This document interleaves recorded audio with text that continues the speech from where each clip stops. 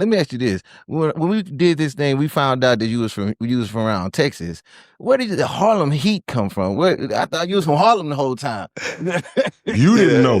I knew where he was from. Yeah, of course you gonna No, know. man. Houston just didn't sound tough enough. You know what I mean? Houston Heat. You know what I mean? No, exactly. No, we thought, with being from Texas, people would,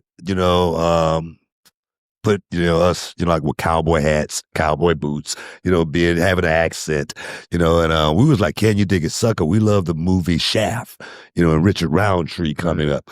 And, he was always in Harlem. He was always in New York, and it sounded cool. You know what I mean? So Harlem Heat just actually, clicked. And, still to this day, man, it feels the same way. Man, your career has been so iconic, bro. I've seen you getting down. That the early 2000s, if you correct me if I'm wrong, that seemed like that prime era for what you were doing and coming in WCW and into the WWE. Yeah. Can you explain the difference between those two wrestling federations for people that might not know? WCW was, a wrestling company.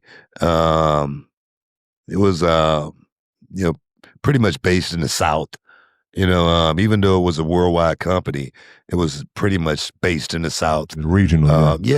From a perspective, we went to Germany.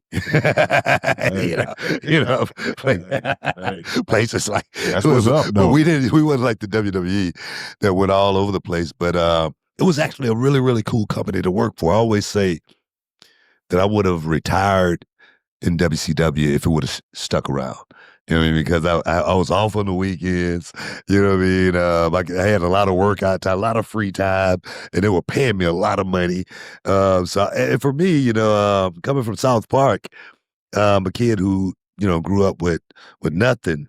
Man, I was living my best life, so I was pretty happy. But then when the merger came and WWE came into play, I knew I was going to have to, go to work because those guys, they worked in all the cold cities. They went all over the world. It was, I didn't like it at all, so I had to always tell my students, preparation is the only luck you're ever going to have. So I was prepared for that moment when it came. I wanted to test myself. I wanted to see exactly how good I was. And I knew when WCW closed, I knew nothing lasts forever. I had lost my mother and my father when I was a young kid.